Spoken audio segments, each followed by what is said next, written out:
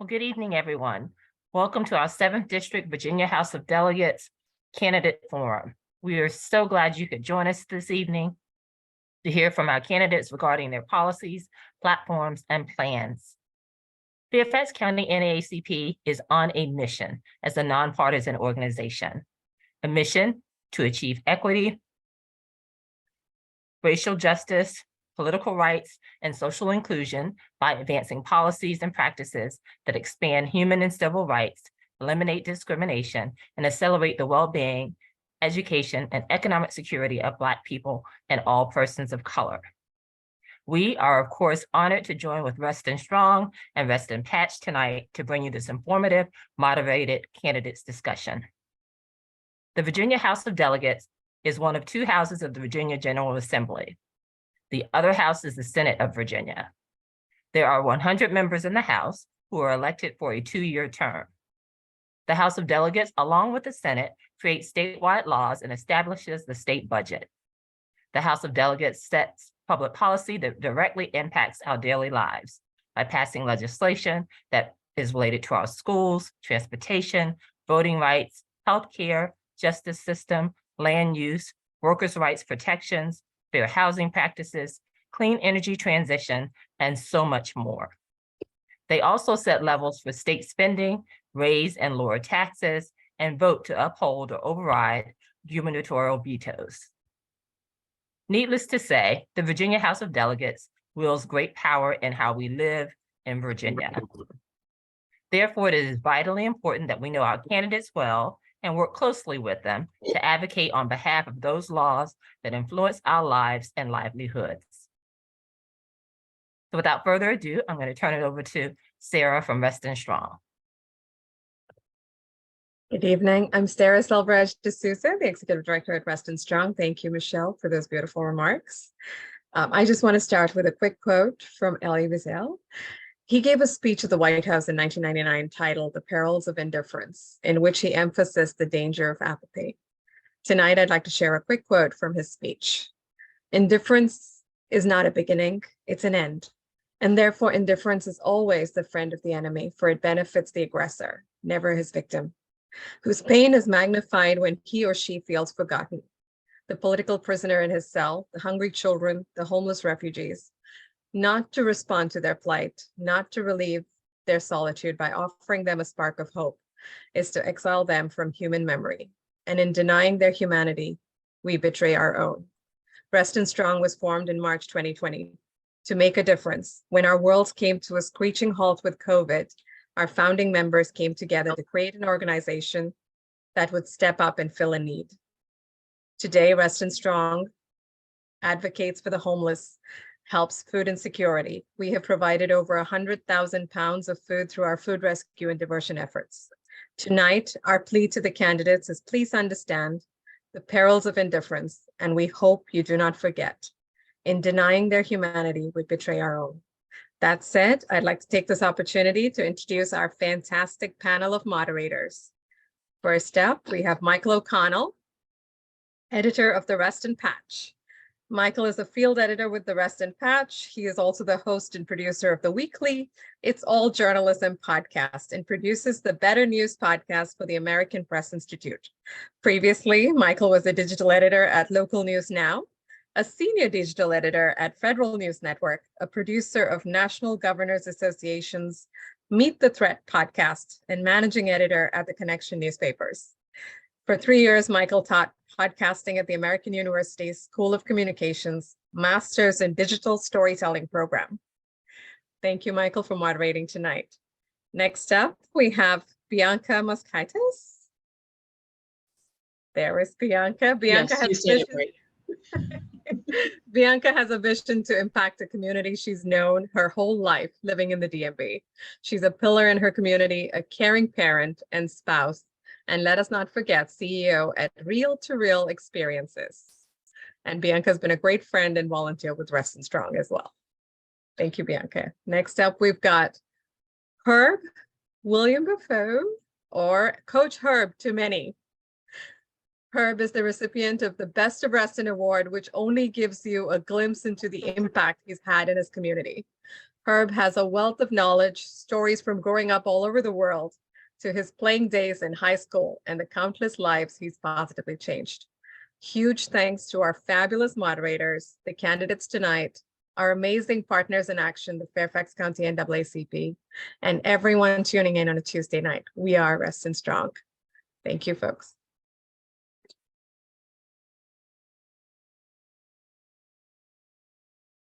All right, Michael. Yes, I guess I get to ask the first question of the night, and I appreciate that honor. So this is for each of the candidates. Do they get an opportunity to introduce themselves? Okay, and I believe we had a question about because I didn't realize that this was going to be the method that we were doing this. So tell me, each of the candidates will have 2 minutes to introduce themselves and tell us about what makes them the candidate that should be selected for this position. I guess the first question will go to alphabetically would be Mary Barthelson. Tell me about yourself. Tell me about your campaign.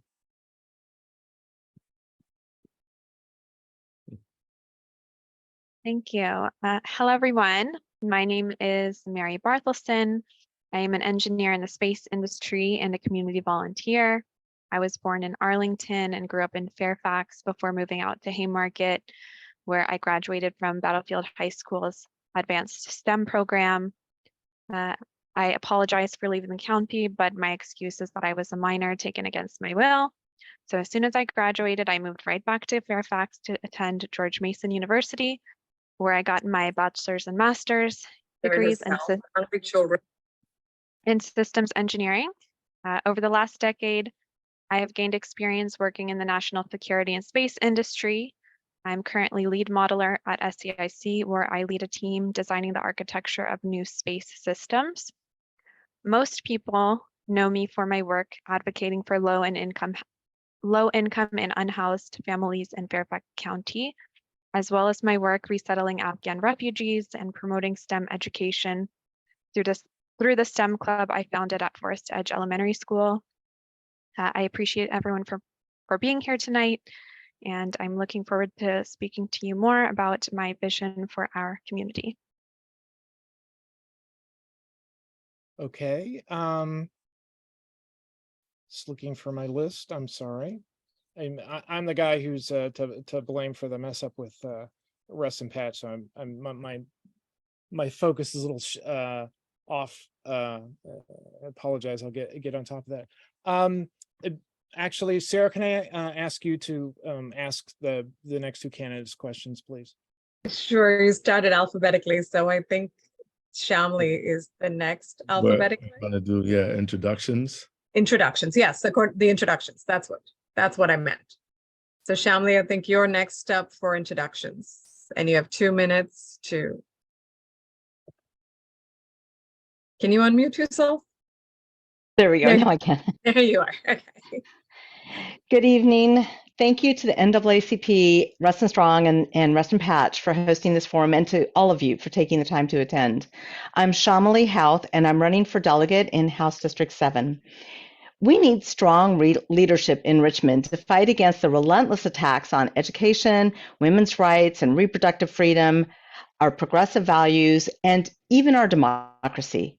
As an Air Force officer, I took an oath to support and defend the Constitution of the United States. My oath never ends.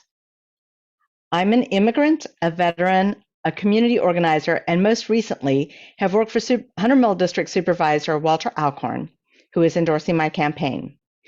I have experience in local government right here in Fairfax County, handling multimodal transportation from walking to driving to transit, and public safety from police to fire to first responders, and advising on housing, health, and human services, as well as the environment.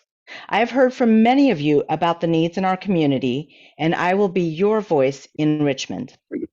As I talk with people in our community, what are the issues that they're most concerned about? Well, women's rights and reproductive freedoms. Our rights have never been under more attack. I have worked across Virginia to get the Equal Rights Amendment ratified and have testified to preserve abortion and reproductive freedom. Democracy, voting rights, election integrity, and our small d democracy are all under threat. Gun control. Every day we wake up to a new gun-related tragedy. Progressive veterans like me are the strongest voices for gun safety, like safe storage of weapons and ammunition, stronger background checks, and getting weapons of war off our streets. And education. I also have a national security perspective, on-the-ground experience in local government as well as in Richmond to pass legislation and a grassroots foundation. With your support and vote, I will do the work. My 2 minutes is up. Thank you, Shamli. I think I messed that up. So I'll let Karen go next. In my defense, I was thrown at the last minute for this job, and we have one of the candidates who's unable to join us tonight, and his campaign representative will speak, but we'll let Karen go first, and then we'll go to Paul Berry's representative. Karen, you want to start? Sure. Good evening. My name is Karen Keys-Gamara, and I am running for the House of Delegates in District 7. I am an attorney who has represented the best interests of children. I am as a guardian ad litem. I am a former planning commissioner and a current school board member since 2017. I have a history of standing up for my community and for our community. I've been endorsed by Ken Plum, and he says that it is because of my experience like standing up in the pandemic, when we had to reinvent education. We had to figure out how to provide education virtually, provide broadband, support the food insecure, provide mental health services, as well as address learning loss. I stood up to the extremists when Governor Youngkin came in and started attacking public education. He tried to ban books. He tried to rewrite history. He's still trying, and he's been attacking our marginalized communities and speaking against the rights of women. I stood up against all of them, and I stood up to develop policies to protect our kids, to protect public education, to keep our kids safe, and to make sure that we advanced programs that made a difference. That's why I proposed the John Lewis Leadership Academy, which I successfully offered and was passed with a unanimous vote after developing a 70-person committee of leaders from across the country and working with the community. I will stand up for our values, those progressive values that make us proud Democrats, that make us willing and happy to work together. I am asking you for your vote because I will stand up just as I have in the past when I get things done and make sure that every person understands that they are welcome in this community, and we will stand up. I will stand up to protect each and every person in HD7. Thank you. Thank you, Karen. Noor is here on behalf of Paul Berry, and I will let her give the introduction. However, she will not be joining for the question and answer part of the evening, and that will be just the 3 candidates who are here with us. Thank you, Noor. Good evening, everyone. I'm Noor, Paul's campaign manager, here to read a short statement on Paul's candidacy. Paul sends his regrets for not being here tonight. His grandmother unfortunately died on Friday, and he is with family right now. Paul is running for the House of Delegates because he wants to build a better tomorrow. Paul's a husband and a father. He's a teacher, a union member, and a medical volunteer. He has deep roots in this community and lives social justice values every day. As delegate, he will prioritize education issues as Youngkin continues to attack public schools. Paul teaches in our classrooms right now and understands student needs and community needs.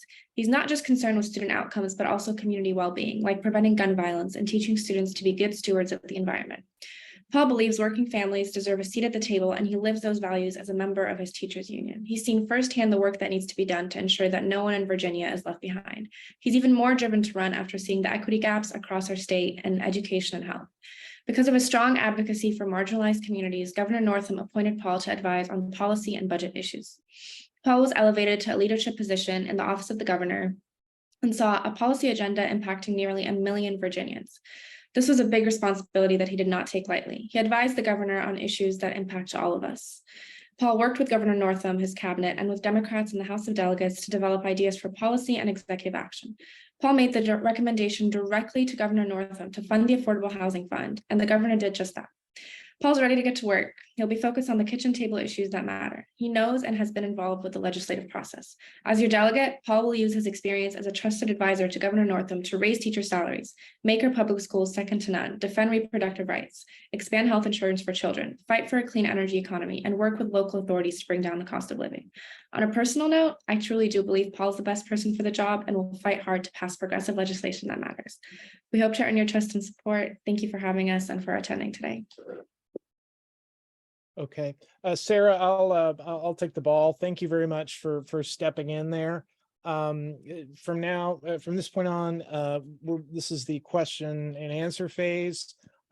Since Mary was the first candidate to be asked to introduce herself, we're going to just, as we move forward, we're going to go to the next candidate with every new question. That way, everyone gets a different opportunity to answer the question first. So I'm going to ask the first question, and it'll be followed by Bianca and Herb. So I guess my first question is to Shamali Houth. How are your positions in alignment with the NAACP and Rest Strong values? Oh, thank you. That's a great question, Michael. Thank you so much. Frankly, I have been working with the NAACP and side by side with Rest Strong on many issues. Some of the things that are really important are things like, for instance, lifting up all communities, small business communities. Economic development is something that's really important. Small business type issues. That's one area where we align with NAACP. On the environment, making sure we keep our tree canopy and green space available, making sure we get rid of heat islands, look at how we're working on housing issues is another huge area where we are very well aligned. I am a huge advocate for trying to get an increase in low income as well as workforce housing. I've worked side by side with Rest Strong on our unhoused population over this time. And finally on Okay, your time is run out.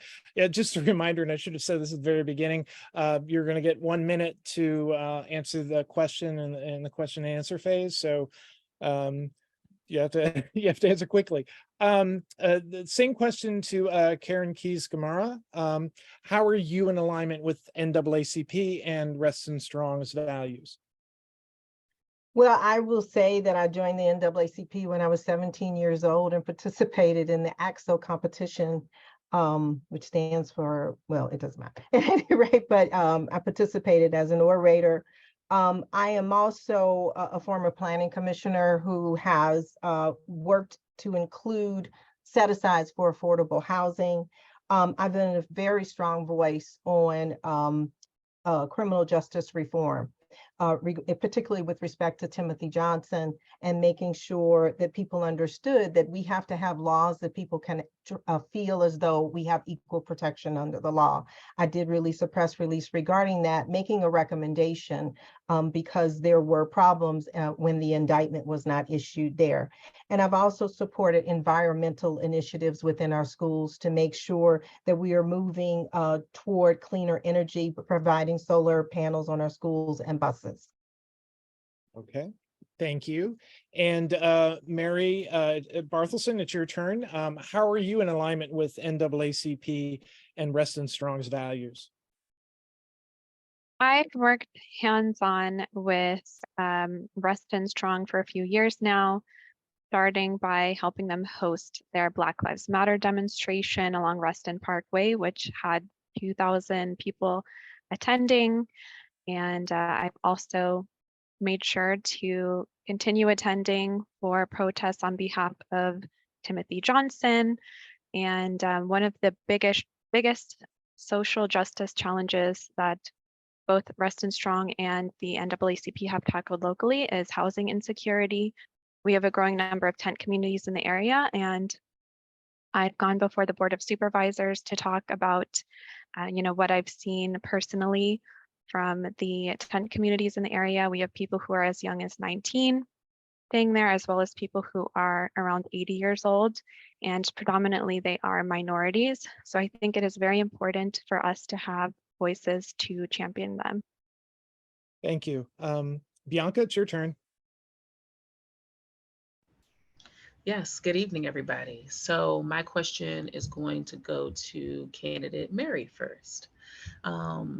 What would you say to the Black and Brown HD7 residents who experience racial discrimination here in Virginia?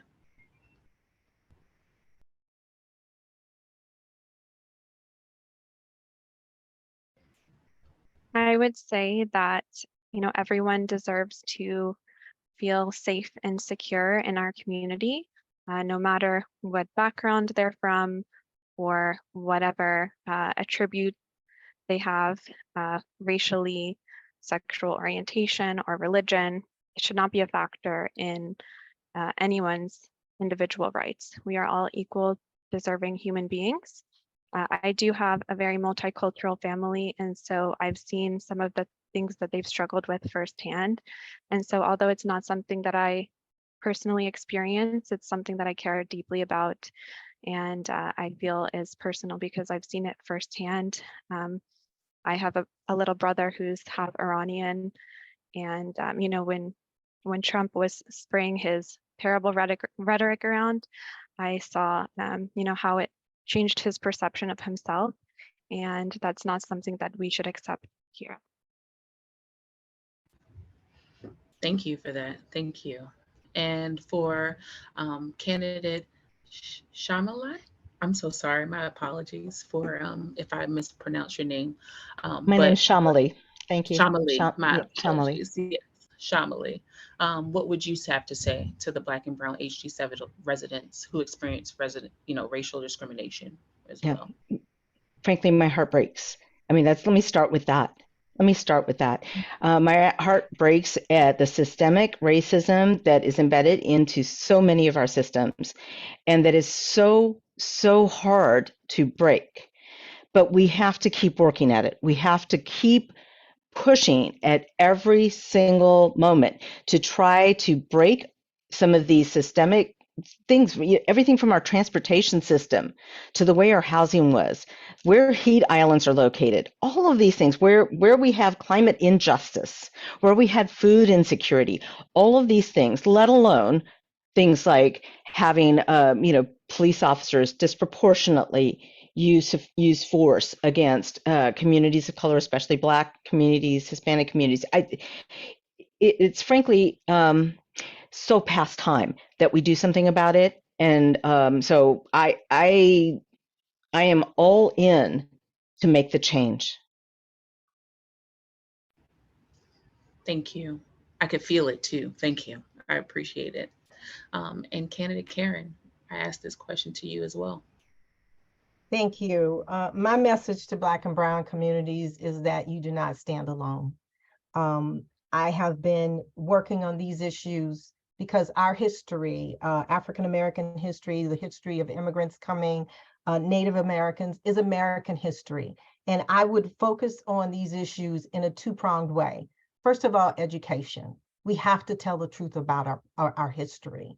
And we have been in the process of fighting history deniers. And that's why the John Lewis program that I mentioned earlier is so important, that we make sure that we actually tell the truth about our history. We use, Virginia has so much history that has, with being at the seat of the Confederacy, we have to make sure that we tell the truth and we use that to raise up leaders. Secondly, we have to focus on criminal justice reform. We have to make sure that people have the opportunity to feel that they have equal protection under the law, and that will mean rewriting some laws, and I'm prepared to do that.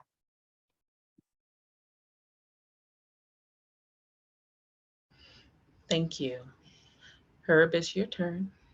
Hi, good evening, candidates. How are you? I have just one brief question for you guys. Do you support automatic voter rights and the registration bill? And what would you do what steps would you take to protect it and all of that? And that goes to Mary.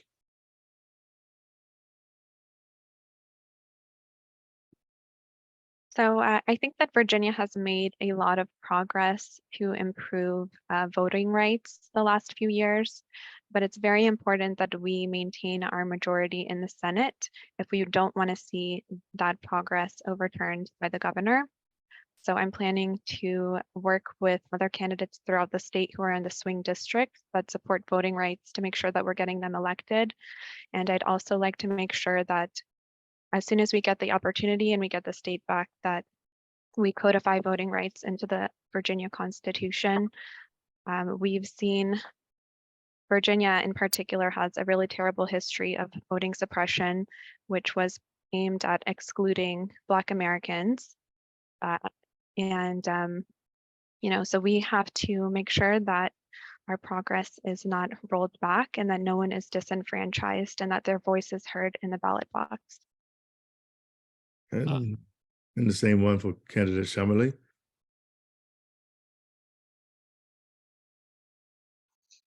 Yeah, so absolutely. I absolutely think voting is the foundational element of all of our democracy, right? That is what everything is built upon. So we should all have universal voting. And one of the ways you can do that really simply is at age 18. At age 18, automatically you have the right to vote.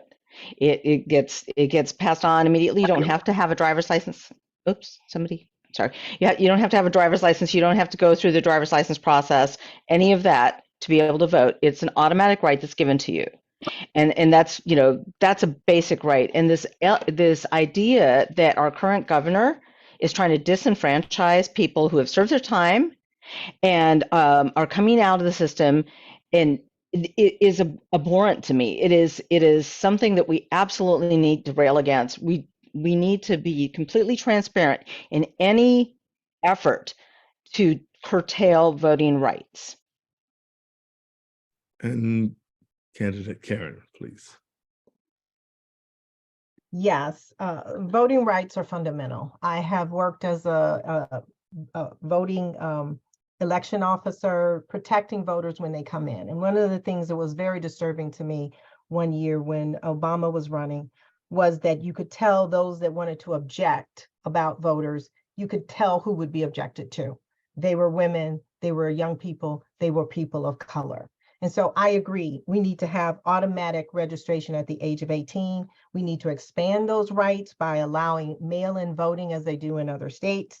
I would like to codify it into our Constitution as being a right.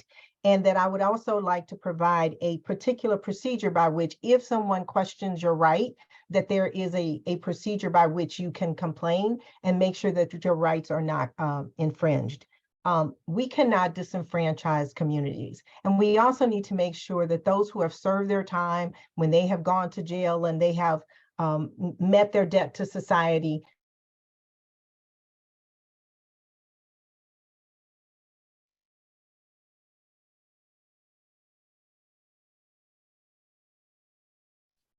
I think it's my turn to ask questions again. And just so everybody knows, we're going to go into making sure that we ask these questions in different orders so that Mary isn't the first person who's asked every time we start asking questions.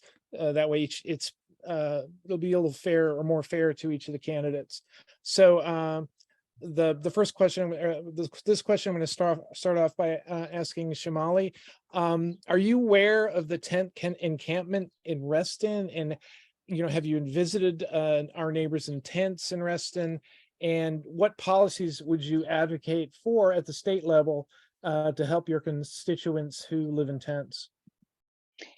So that's a quick and easy answer. Yes, I've visited the tent encampments multiple times. I work for Supervisor Alcorn's office. Although housing is not under me, public safety is, and I was integrally involved. We worked as a team in the office on many of these issues. And when it came to the unhoused, especially over COVID, we worked tirelessly to try to get housing and housing support to the community. Frankly, there are a lot of things. It's not just our tent encampment here although that, that is one element of it. We also have unhoused who live in their vehicles.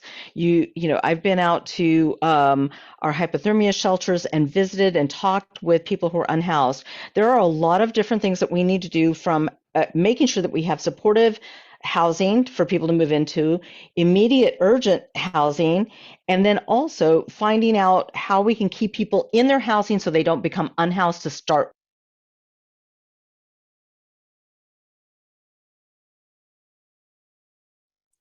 Okay, and so next I'm going to be asking Mary the same question. Are you aware of the tent encampment in Reston? Have you visited our neighbors in tents at the Reston tent encampment? And what policies would you advocate for at the state level to help your constituents who live in tents? So yes, I've definitely been to visit the tent communities, and many of them have my personal phone number as well. And I know the volunteers who pitch the tents. So I was there last year when people were displaced from the closure of the hypothermia shelters, and the tents spilled out onto the supervisor's lawn. And I was there when the last tent was taken down in October, when housing was finally found for the last resident. And I've been pushing hard for solutions to that from the beginning. One thing that we advocated for was making it easier to use the empty commercial buildings in Reston as transitional housing solutions, because it's going to take time to address the housing shortage and to expand the shelter. So we really need something in the near term to make sure that everyone has shelter over their heads, before that long-term plan is implemented. Okay, and same question for Karen. Are you aware of the tent encampments? Have you visited the tent encampments in Reston? And what policies would you advocate for at the state level to help your constituents who live in tents? So yes, I'm aware of the tent areas. I have primarily worked with homeless students and been concerned about how we are able to keep them engaged in our schools, because when they lose their address, they often lose their connection to the community. And so part of my work, not only as a school board member, but as an attorney, is to work with these students to try to provide some level of stability for them. We have a very small office within FCPS to support them. At the state level, to improve the situation, I would try to make sure that there would be an office that work with mental health concerns, to provide job training, to look at the root of the problem of homelessness. Oftentimes, the young people in particular get involved because they get lured into sex trafficking and things of that nature, and to try to figure out how best to support them to avoid those things that lead to homelessness. I'm just gonna step in here a little bit. I should have started those questions with Karen. So the next round, Karen will be the first person who's asked. Thanks. I hope you're ready, Karen. So my question to you, candidate Karen, is there something you can point to in your past that demonstrates your position on gun safety?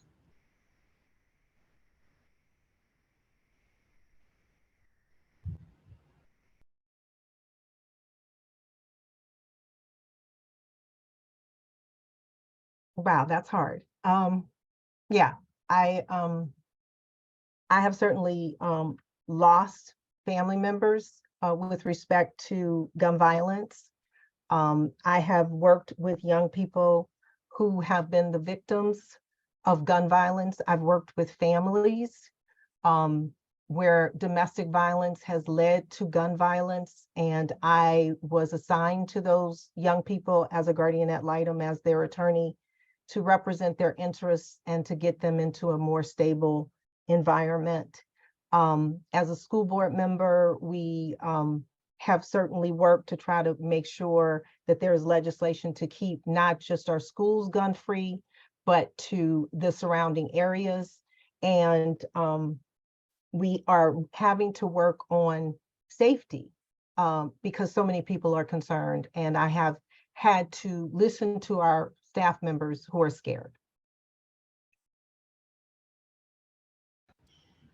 Thank you. I would like to ask this same question to Amelie, candidate. How would you be able to um, let us know how this subject relates to you as well? Yeah. So, first of all, as a youth in a domestic situation, I had a gun held to me. So I know what that feels like. And I know the very dangers of having a weapon in the house.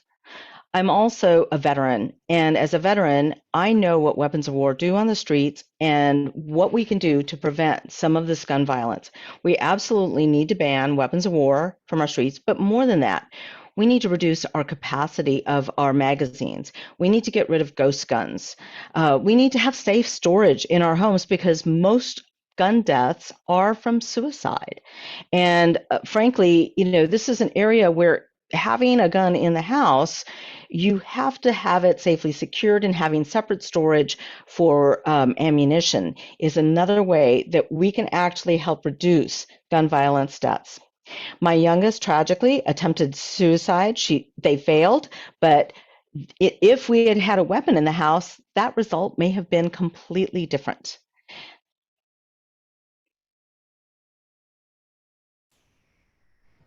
Thank you. Candidate Mary. So I also believe that we have a serious issue with gun violence in this country that is unprecedented. I actually had another student bring a gun to my middle school, but luckily he was stopped by the vice principal before anyone was killed.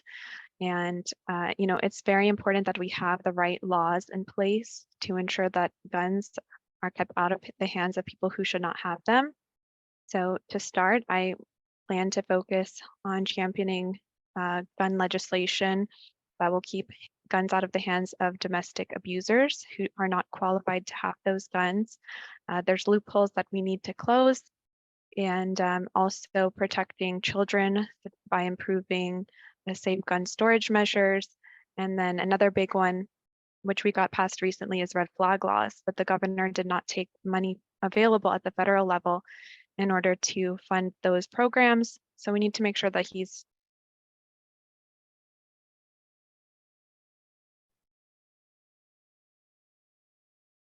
All right, it sounds like it's my turn. Okay, this question is for candidate Miss Mary.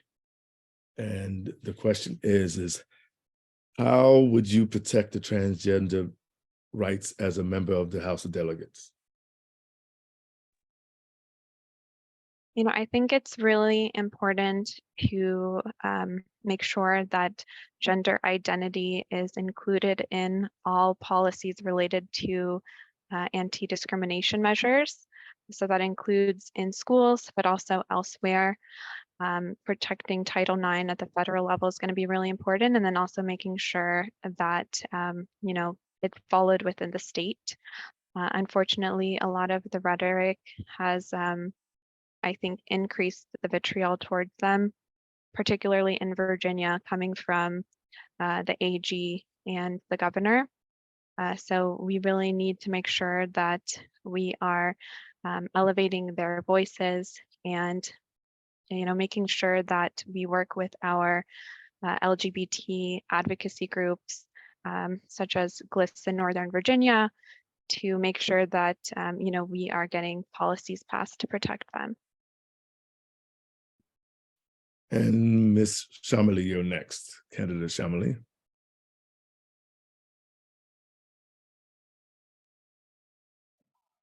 There we go. Yeah, I just got unmuted. Thank you. So my youngest is transgender non-binary. I know firsthand how these harmful laws have affected the community broadly and directly. It's not a mistake that we had over 35 pieces of legislation that were introduced in our Virginia General Assembly, and for the first time had anti-trans legislation pass in this House. Even a few years ago, when both houses were in Republican hands, we didn't have that happen. There has been a push nationwide to marginalize the transgender community. We need to stand strong with them. I am endorsed by FCPS Pride, by several leaders in the transgender community, because they know that I will stand strong and not just be an ally, but will speak out and stand in the fray, make sure that their rights are upheld at every turn, because we cannot let one community down in this. We are all together. And last but not least, candidate Karen. Thank you. It's important to understand that safety in our person is a civil right, irrespective of one's identity, sexual orientation, or whether they are trans. And that is the principle that I will stand on. As an attorney, I have represented young people who have been removed from their home. Their families have rejected them because of their sexual status. And so I think that another part of this is to make sure that when we have services available for students, for young people that have been impacted in that way. We also have to uphold the non-discrimination language that the state has recently passed, and hold the blue line to make sure that it is not eliminated.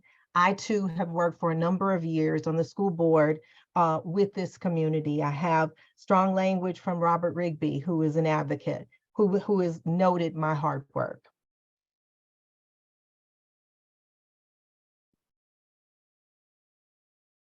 Okay, I guess it's my turn. I'm going to start with candidate Shamali. So what steps have you taken to demonstrate your commitment to protect a woman's right to reproductive autonomy, and what will you do if elected? Yeah.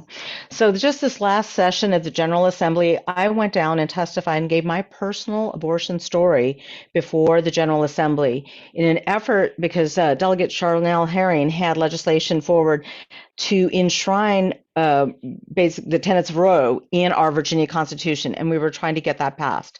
I provided my own personal testimony before the entire committee. I'm willing to put myself out there to be able to make sure that women's right to choose, the women's reproductive freedom, and frankly, reproductive freedom for all people, because we know that abortion is not something that is just something that women need. Trans men also need access to this. And we need to make sure that we are fully inclusive when we are looking at our reproductive freedoms and reproductive rights. I have also gone down to testify about the need for reproductive care, because reproductive care crosses our medical needs, not just.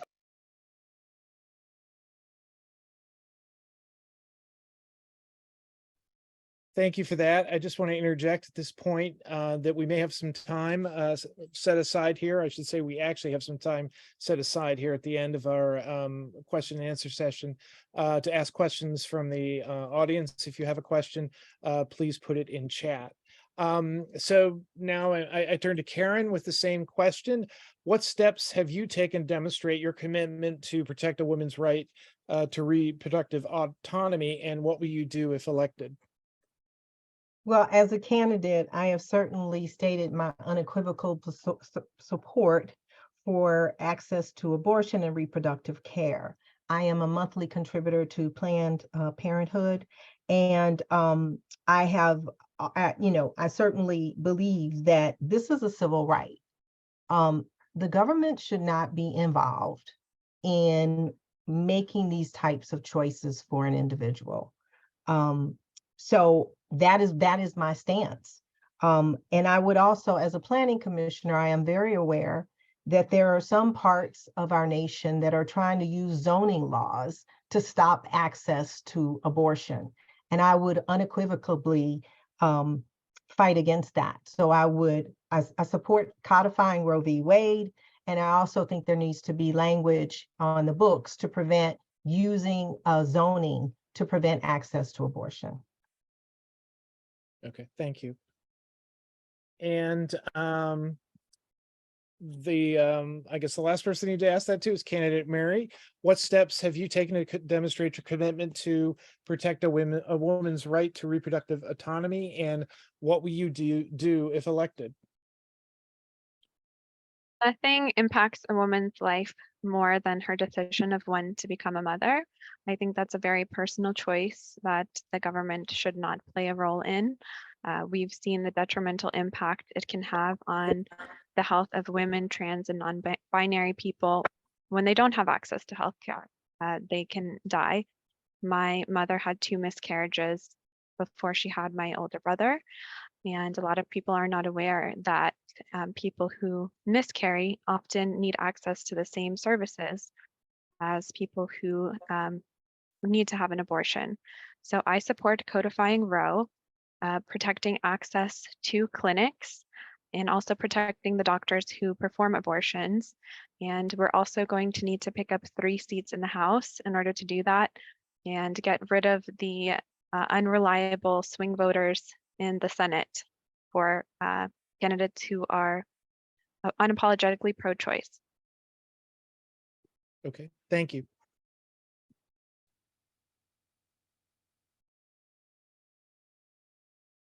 Bianca, it's your turn. Sorry, my thing was not trying to unmute at the moment. And so my question goes to Karen first.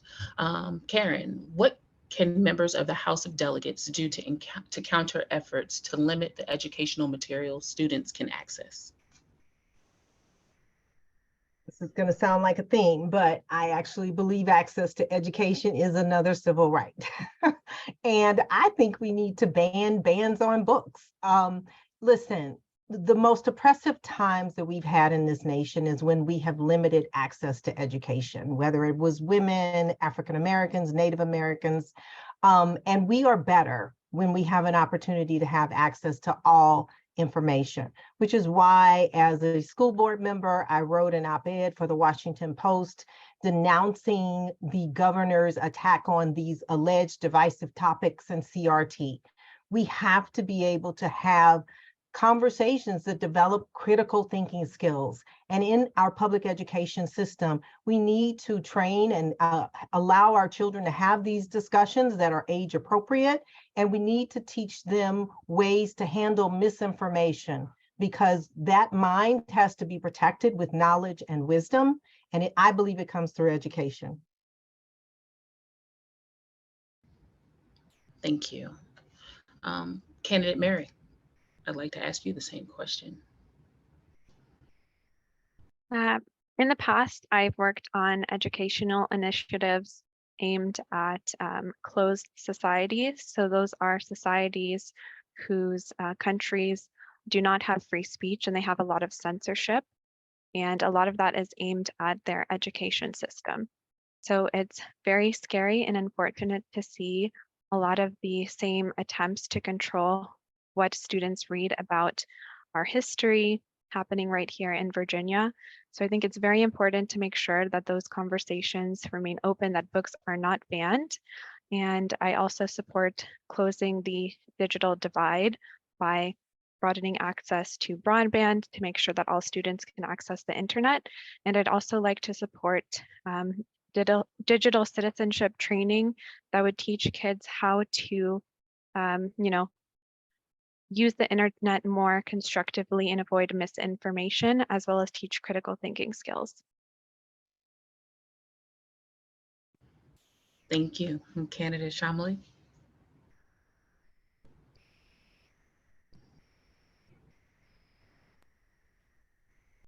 There we go. So critical thinking is really important, and reading and learning from history and our books around us is important. Representation is important in books and literature. All of these things are absolutely essential and critical. I come from a family of educators. I'm a former educator. I taught leadership, team building, speech and communication at a 2-year vocational college. And I know that we are a better society when we have people who are capable of taking in information, discerning whether it's true, not true, and formulating an opinion upon it.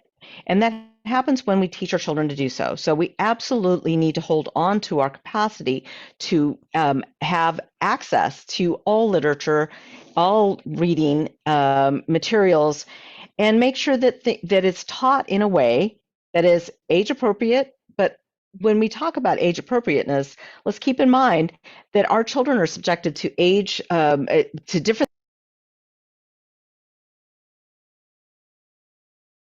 Okay, that's my turn. This is the question for all three of you.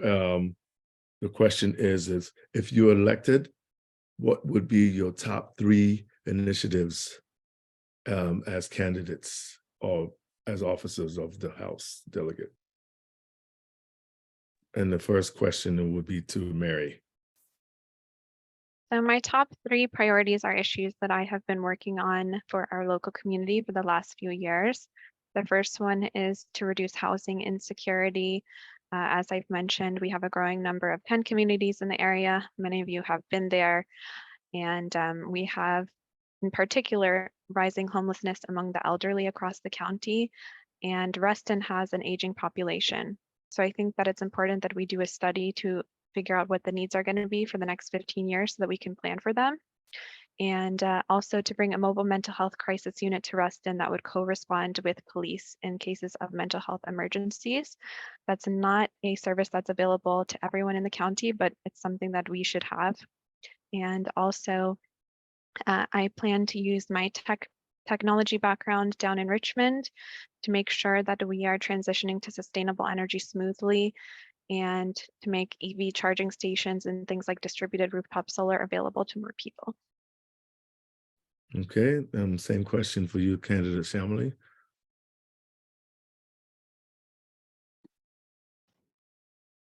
Thanks for the question. First of all, and I've announced this before, I would work on getting rid of the disability waiver wait list. We have families in Virginia that were promised care whose children are waiting sometimes 3 years, sometimes 12 years to access care. We need to get rid of the disability waiver wait list and address these needs for our community. I meet families every week who are affected by this. That's number one. Number two, mental health needs are critical in our community. And it's not just the critical need at the end where you need a bed, facility, or person, but it's managing mental health care early on. So making sure that students are aware, children are aware from a young age, and parents are aware of what the signs of different mental health and illnesses are and how we can address them. Increasing family counselors in school is one way that we can do that. Finally, addressing gun violence is really critical. We need to get a hold of what's going on with our gun violence and make sure that we limit and. All right, and last but not least, again, candidate Karen. So all of these are really tied. I can't put them in order, but I think my first priority is to make sure that we put legislation in place to protect public education and the access to be able to learn. That includes learning accurate history, that includes having the services you need that would prohibit a child from having access, including mental health supports. And allowing those critical thinking skills to develop. Secondly, we have to codify Roe v. Wade. We have to do everything we can to protect access to reproductive care, irrespective of who that person is. And that includes putting in legislation that would prohibit ordinances that would try to attack that right from the back door. And then finally, we have to deal with gun legislation, sensible reform that would not only ban assault weapons, but look at the bullets or the weapons that, I'm sorry, the ammunition that is necessary.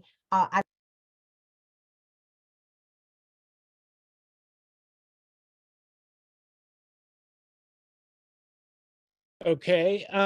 So we're going to do something, we're going to take a little a turn right now as we sort of get close to the end of our discussion here. I'm saying this to the other 2 moderators. We have each have another question on our list, but there are some questions that came in from the chat. You can either choose to ask one of those questions or ask the question that you have on your list. I'm going to go ahead and ask one of the questions from the chat, starting with I guess Mary. Virginia has a very long list of individuals with disabilities to get on the Medicaid waiver. What will you do to advocate for individuals with disabilities? So I do have relatives that have disabilities, and having access to the proper care that they need makes a significant difference in the quality of life that they have. Virginia is about 40,000 people behind processing the waiver wait list in order to receive a care worker at home. And that is something that I believe is a bipartisan issue that we should work on. And we're also going to need people to staff those positions. Unfortunately, Virginia has the second strictest laws in the whole country when it comes to becoming a social worker. So I think it's important to create reciprocity with other states and make more uniform tests so that we get more workers into the field, because we have qualified people living here who cannot work, unfortunately, because they moved from another state.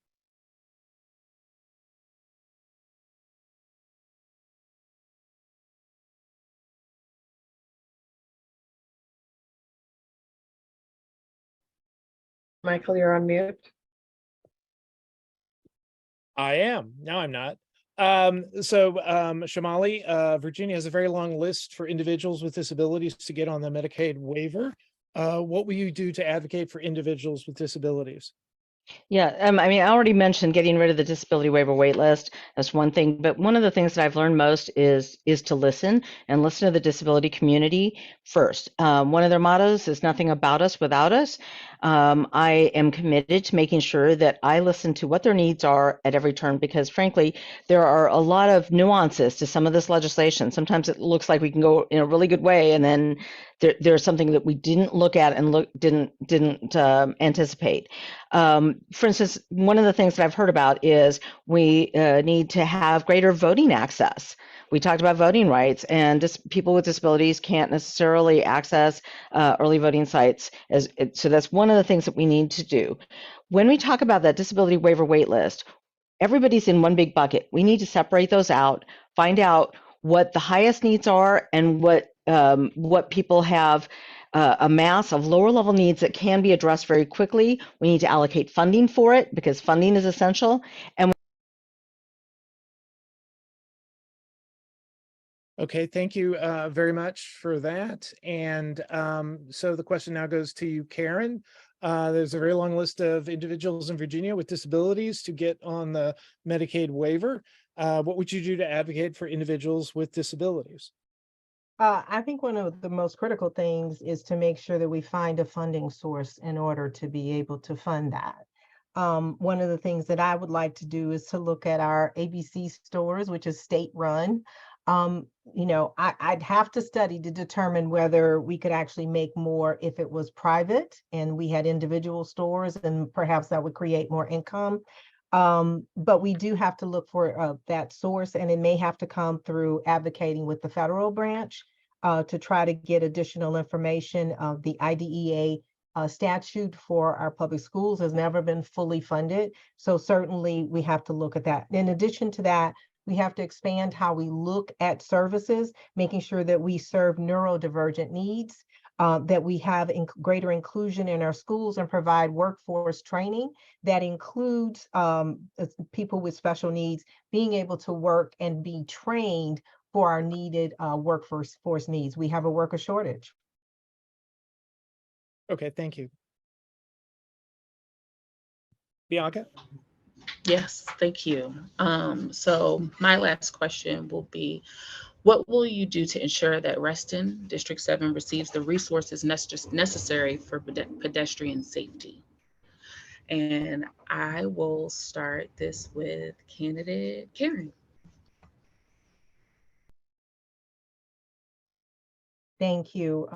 Pedestrian safety is critical to having a walkable community and everyone feeling safe on our roads. One of the pieces of legislation that I have already discussed on the campaign trail is to make sure that when we have ingress and egress from buildings, whether they're public or whether they involve a large number of people, that they would have a priority with VDOT. One of the problems we have in Virginia, in Fairfax County, is that our roads are often owned by or maintained by VDOT, but our local leaders are trying to deal with that. And I have, there have been reports on WTOP and as well as many others. Ingress and egress from schools in particular has been a problem. So I think that we can create a priority to protect those larger numbers and then look at our comprehensive plan to try to make sure that we have a contract and a MOU that addresses those needs. Thank you. Candidate Jamali?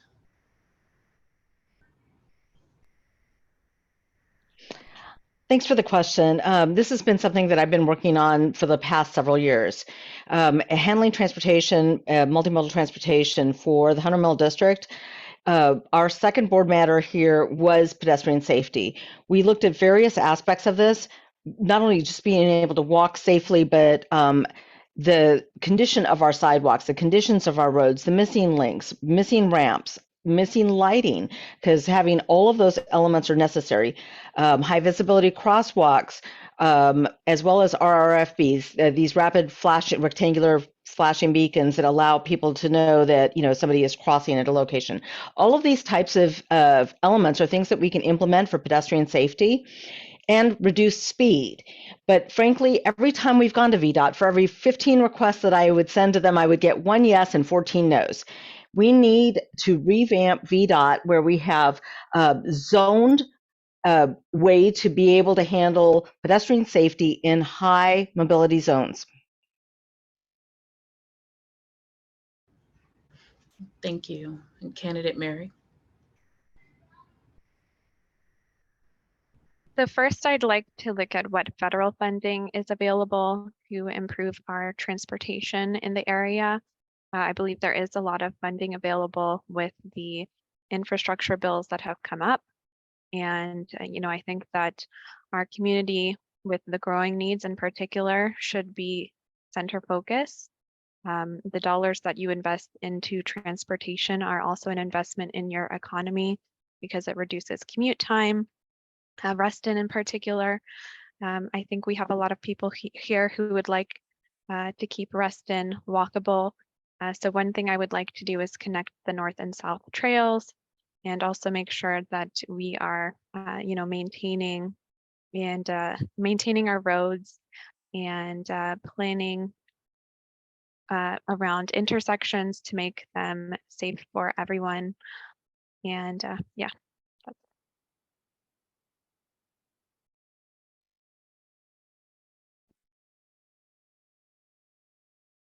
I take it it's my turn, right? All right. Okay. If elected, what will you do to make sure housing is more affordable in Virginia? And that question will be going to candidate Mary.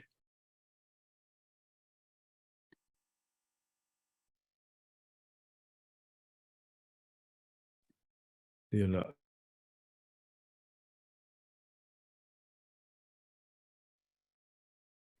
So I think that we have a supply issue that we need to resolve. And unfortunately, we've seen a growing number of, million-dollar apartments being built, but not enough housing being built for people who are below the 60% and 30% AMI levels. So I participated in housing coalitions with Fairfax NAACP, Cornerstones, Reston Strong, and others to really talk about the impact of not having that. So I think that it's important to make sure that the supply is keeping up for each income level. I'd like to look at tax incentives that we can use to get older homes back on the market and available. And, tax incentives for people who might need the equity in their home to retire and, for various reasons, they might not want to sell. And, I'm just going to continue doing the work that I've already been doing.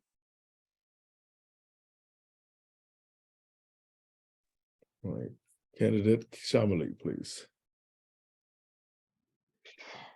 Thank you. I think we need to have a diversity of housing. You know, Reston was formed where we really do have integrated housing. We have smaller apartments, smaller townhomes that are right next to larger townhomes and single family houses.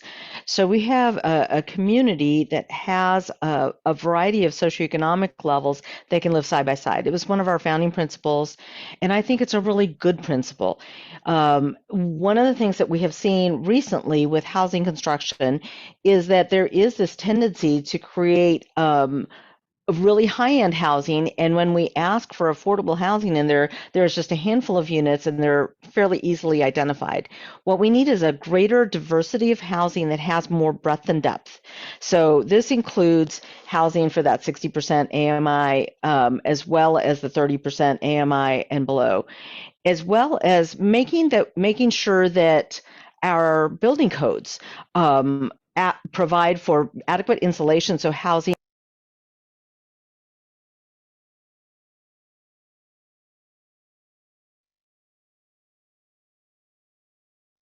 Candidate Karen, your turn. Can I ask you to repeat the question? I can't hear you. You're on mute, Herb.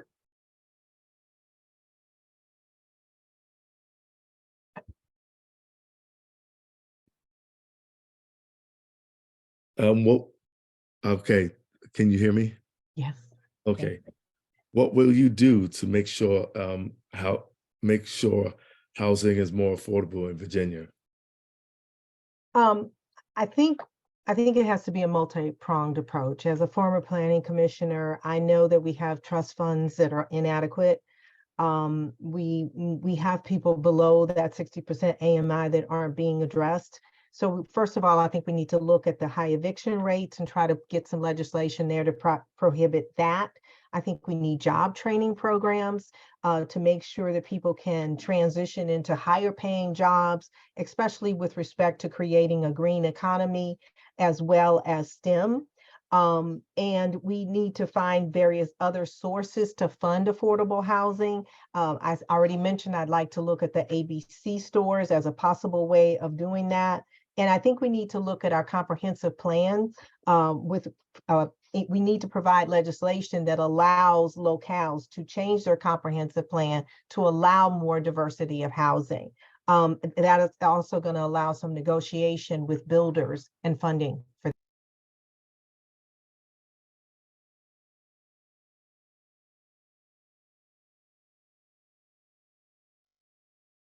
All right, so this is going to be the final question. The candidates can, when you're answering this question, you're going to have 2 minutes to answer the question, but also if you want to wrap up and say anything else about your campaigns. I'm going to start off with Shamali. If elected, what are your top 3 initiatives?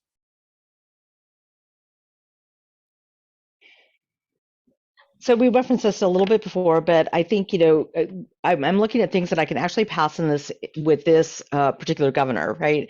So I think disability waiver waitlist is something that we can address. It's something that he might be able to sign off and get done.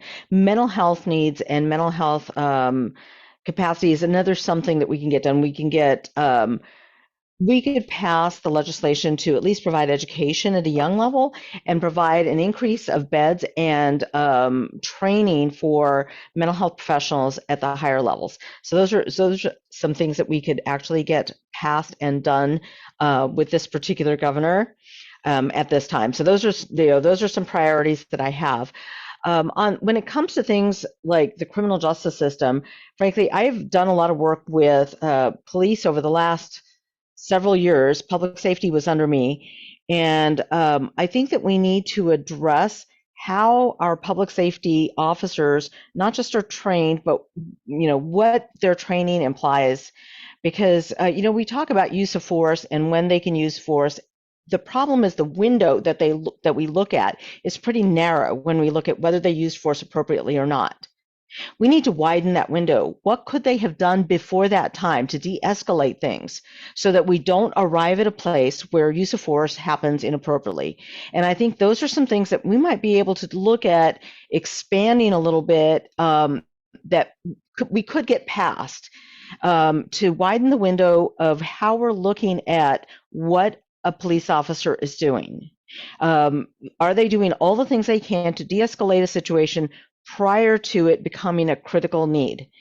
I think that in addition to that, we need more transparency, whether it's in voting, access to voting, and in data transparency in our criminal justice system. Okay. Karen, the same question for you. You have 3 minutes to answer. If elected, what would your top 3 initiatives be? Well, my top, I have already mentioned, which has to do with access to civil rights, essentially, whether it's a woman's right to choose. We may not be able to codify it perhaps in a constitution, but that doesn't stop me from trying. And I do think that we have to make sure, even if it's as small as making sure that ordinances are not used to limit access to abortion, then we need to do that.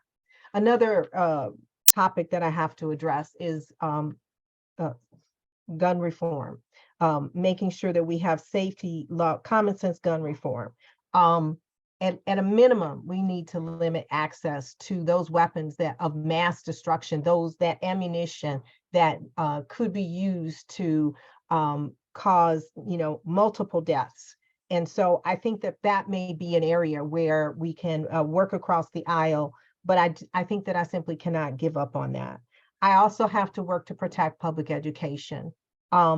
If the governor is successful in his efforts to limit access to the ability to learn, we will impact a generation that will perhaps not have the background that it needs to be successful. We will, as a nation, as a state, be at a competitive disadvantage. And so I have to continue to fight to protect public education. And that also means providing mental health services for all of our students, our families, making it more available, as well as access to education. And then I think that I actually would like to expand the John Lewis Leadership Academy principle, where we are focusing on learning accurate history, embracing that history and using it to train future leaders. Because the minute we stop telling the truth, we lose our future. Okay. Same question for Mary. If elected, what would be your top 3 initiatives? You have 2 minutes to answer. So everyone can probably guess what my top initiatives are, but I'm going to go into a little bit more detail. So the first one is, of course, going to be housing. I want to reduce housing insecurity in the area. And so part of that is going to be making it easier to use empty commercial buildings as transitional housing. It's also going to be making sure that we have funding available for housing for people who are below the 30% and 60% AMI levels. It's going to be creating tax incentives to get houses that are available back on the market. And of course, planning for the next 15 years to make sure that we're able to meet everyone's needs and that things don't get ahead of us again like they are now. If you're a young family looking to buy a home for the first time, or you're older and deciding what you want to do for your retirement, there should be options available for everyone. And that's something that I strongly believe in. The second one is going to be bringing that mobile mental health crisis unit to Reston. I've said it like hundreds of times, and I'm going to say it several hundred more times. We've had people killed in Reston by police because they were not trained to handle those situations. We've had people go missing in Reston because it took so long to get them an evaluation. And I went out with Sarah to pick one of those women up and find her in Montgomery County, where they called their unit and they came out in a couple of minutes and they were able to get her an evaluation on the spot and take her to the hospital. So, if you're in Reston or in Montgomery County, there should not be such significant differences in the care that you receive, especially not in an area that's so wealthy, such as ours. And also my professional passion. Anything technology related is something that I'm uniquely qualified. Thank you, Mary. I thank all the candidates for your participation. This is the end of our questions. I'm going to hand this off to Karen with Fairfax County NAACP.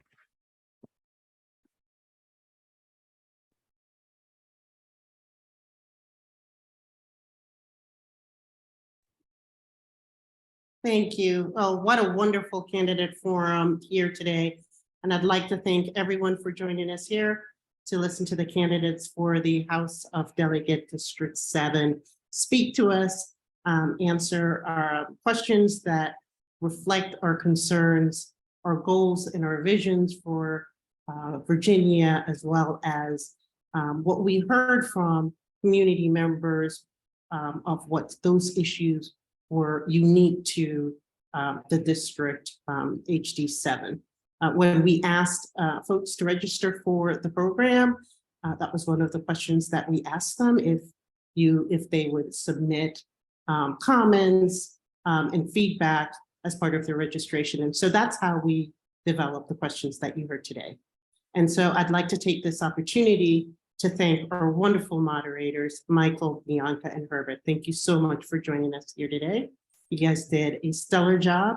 Thank you for getting the questions out clearly and allowing our candidates to answer. And of course, to our candidates, candidate Karen Keys-Gamarra, candidate Shamali Holt, candidate Mary Bartleson, and of course, Nora, who is here in place of our candidate Paul Berry, who is experiencing a recent tragedy in his family. So I'd like to thank you all. I know this is a very extremely busy time of your campaign period, so I do appreciate you taking the time to be with us today. And to you, everyone who is in attendance, I want to say thank you for your patience and allowing us to work through some of our technical difficulties and for a late start, but thank you for staying in that waiting room and staying until the very end to hear from our wonderful candidates. So don't forget, early voting is going on right now. You can early vote through the 17th, and then the Democratic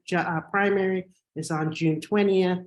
Please, please, please go out and vote. Your voice is heard here today, but most importantly, it needs to be heard at the ballot box. So please, please, please go out and vote. Encourage those to vote. We have same-day registration, so if somebody says, I am not registered, you can still register on the day off and then yell at them, tell them they need to make sure they fix it, they need to learn, and they need to be better prepared for a general election in November, and they need to find 3 people to register. So what we have a new term that we're using now. Instead of register to vote, it's register, learn, and vote. We're not saying register to vote anymore. It is now an active term. You will vote. So I appreciate it. And of course, to our partners, Reston Strong and Reston Patch, thank you so much. And I look forward to future partnership and making sure we get the information out to our community. So thank you so much. Have a blessed night, and we'll see you soon, hopefully at the polling locations. Bye, y'all. Thank you.